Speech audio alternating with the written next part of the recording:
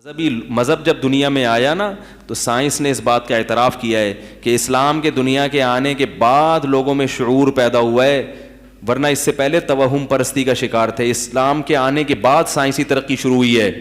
تو مسلمان جو سائنس میں آگے نہیں ہیں اس کی وجہ مذہب نہیں ہے، اس کی وجہ کیونکہ جب مسلمانوں کی خلافتیں ختم ہو گئیں، حکومتیں ختم ہو گئیں، غیروں نے ہم پر حکومتیں کرنا شروع کر دیں، ہمارے حکمران بھی made in America made in Japan بننا شروع ہو گئے.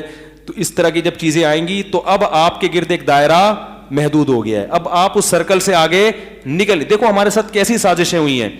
اردو زبان انگلش کے بعد دنیا کی سب سے بڑی زبان ہے، انگلش کے بعد. کیونکہ اگر ہندوستان، برما اور پاکستان کو ملاؤ تو یہ آبادی چائنا سے، اتنی بڑی آبادی دنیا میں کسی ملک میں نہیں ہوتی جتنی انڈیا، پاکستان اور بنگلہ دیش کی ملا کے بنتی ہے. اور اس پورے بر صغیر میں اردو سمجھی جاتی ہے، بولی بھی جاتی ہے، سمجھی بھی جاتی ہے. ہندی اردو ہی ہے، الگ نہیں ہے اردو سے. کوئی بات آ رہی ہے سمجھ میں؟ تو ہونا یہ چاہیے تھا کہ جرمنی چھوٹا سا ملک ہے، ان کی تعلیم جرمن زبان میں ہے. ناروے چھوٹا سا ملک ہے، ان کی تعلیم ناروے کی زبان میں.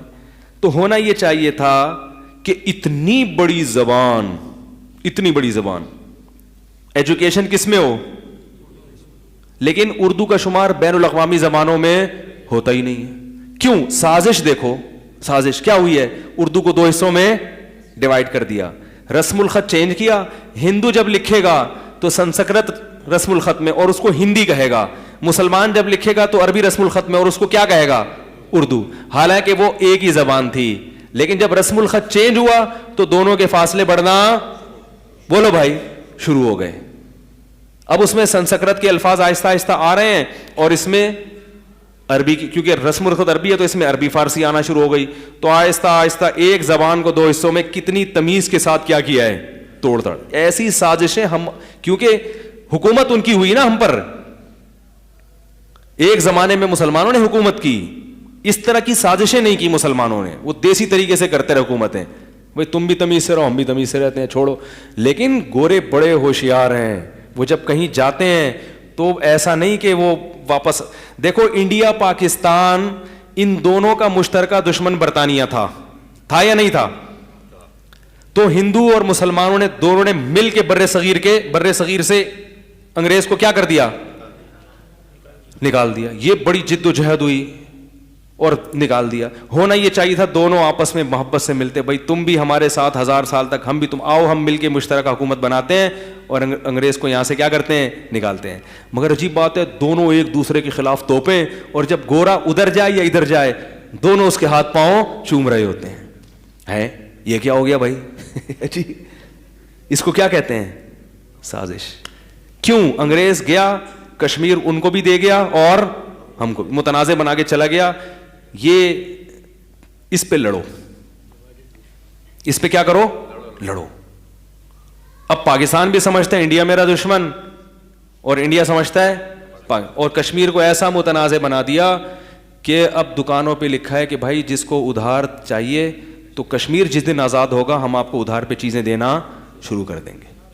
اس کشمیر میں جو مسلمانوں کی ایسی کی 80% آبادی مسلمانوں کی، ہونا تو چاہیے تھا مسلمانوں کے پاس آتا، یا کم از کم متنازع نہ بنتا، ادھر ہی چلا جاتا، متنازع نہ بنتا. تو اب کیا ہوا ہے کہ متنازع بن گیا تو دونوں ملکوں میں کیا شروع ہو گئی، وہ تو ہونا ہی تھا، یہ تو نیچرل ہے. کیونکہ جب ایک متنازع ریاست، اور ریاست بھی اتنی قیمتی، کشمیر ہے بھائی، جنت ہے وہ. تو یہ سازشیں جب ہمارے خلاف ہوں گی تو ترقی کے علاوہ دنیا کا ہر کام بولو بھائی، یہ سازشیں ہوئی ہیں. دنیا میں ترقی اس بات کی علامت نہیں ہے کہ آپ برحق ہیں. اگر یہ اس کی علامت ہوتی تو ہمارے سابق صدر برحق ہوتے. کیا خیال ہے بھائی؟ کیونکہ جتنی پاکستان میں انہوں نے ترقی کی ہے، 5 سال ایسی کامیاب حکومت آج تک کوئی کر کے نہیں گیا. تو ترقی اس بات کی علامت نہیں ہے کہ آپ برحق ہیں.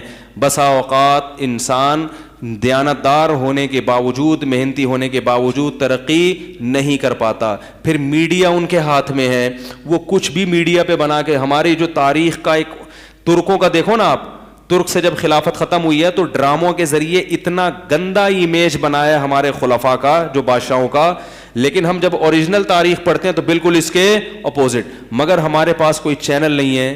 اب اس نے جو چینل کے ذریعے وہ طیب اردگان نے شروع کیا کہ بھائی اصل وہ ایسے نہیں تھے بلکہ اصل ایسے تھے وہ. تو میڈیا بھی آپ کے پاس ہے تو کہاں سے ترقی ہو گئی بھائی, کہاں سے ہوگی؟ جس کی لاٹھی اس کی بھینس. اور پھر بھی مسلمان اتنا تنزل میں نہیں گیا, بلکہ پھر بھی کیا کر رہا ہے. کل جن سے میں ملا ہوں نا, وہ پی ایچ ڈی کیا انہوں نے کمپیوٹر سائنس میں, تبلیغ میں وقت لگا ہوا ہے, دیندار ہیں, مذہب کو فالو کرتے ہیں, اس کے باوجود کمپیوٹر سائنس میں انہوں نے پی ایچ ڈی کیا.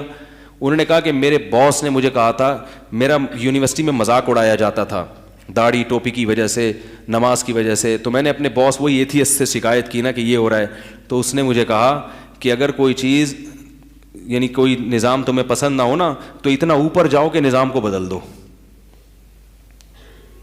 نہیں آ رہی بات؟ ترقی کر کے اتنا اوپر جاؤ کہ نظام کو کیا کر دو, چینج کر دو. کیونکہ اب رونے سے کیا فائدہ, کیونکہ یہاں تو زیادہ تر لوگ مذہب کے مخالف ہیں, ان کو تو ٹوپی پگڑی بری لگے گی. تو اتنا اپر لیول پہ چلے جاؤ کہ سسٹم چینج کر دو. کہہ رہے مجھے ہٹو بچہ ہو گیا. میں نے کہا ٹھیک ہے. کہہ رہے میں نے اسی سے مشورہ لیا تو انہوں نے مجھے ایک کورس بتایا کہ یہ ایک سافٹ ویئر کا کورس ہے جو بہت مشکل سے اس میں کامیابی ملتی ہے اور اس کی ویلیو بہت ہے. میں نے کہا ہٹو بچوں. یہ میں واقعہ اس لیے سنا رہا ہوں دیندار لوگوں کو عبرت کے لیے. داڑھی رکھ کے مکھنچو نہ بنا کرو پڑا ہوا ہے گھر میں, کیونکہ نیک بن گیا اب پڑا ہوا ہے. کہہ رہے اللہ اللہ دے گا. تو یہی باتوں سے تو پھر ایتھیسٹ لوگوں کو مذہب کے خلاف مذاق اڑانے کا موقع ملتا ہے. ہمارے نبی صلی اللہ علیہ وسلم کے ہر کام کے پیچھے لاجک تھی, ہر کام کے پیچھے لاجک. سفیر منتخب کر رہے ہیں تو دیکھ رہے ہیں کہ وہ جو ہے نا پرسنالٹی ہونی چاہیے, کیونکہ ایسا شخص جب دنیا میں جا کے بات کرے گا لوگ اس کی بات سنیں گے. کمانڈر بنا رہے ہیں تو دیکھ رہے ہیں کہ بھئی ایسے آدمی کو بنایا جائے جو قوم کا پہلے کفر میں سردار رہا ہو, کیونکہ اگرچہ وہ پہلے کافر تھا مگر کمانڈ کرنے کی صلاحیت بہرحال. خالد ابن ولید دیکھو کتنے اسلام دشمن تھے, جیسے اسلام لائے کمانڈر بنا دیا. یہ نہیں کہا تم نے ہمارے اتنے بندے مار دیے تھے احد میں, جاؤ جاؤ. آپ کو پتا تھا بھائی لاجک یہی ہے کہ جو وہاں اچھی کمانڈ کر سکتا ہے یہاں بھی وہی اچھی کر سکتا ہے. مگر حکم یہ دیا کہ بھائی یہ ان لاجک پر اعتماد کر کے نہیں بیٹھ جانا, خدا کو بھولنا نہیں ہے. اللہ اگر نہ چاہے تو کچھ بھی نہیں ہو سکتا, اتنانا نہیں ہے. اپنی عقل پہ کرنا وہی ہے جو عقل کہہ رہی ہے.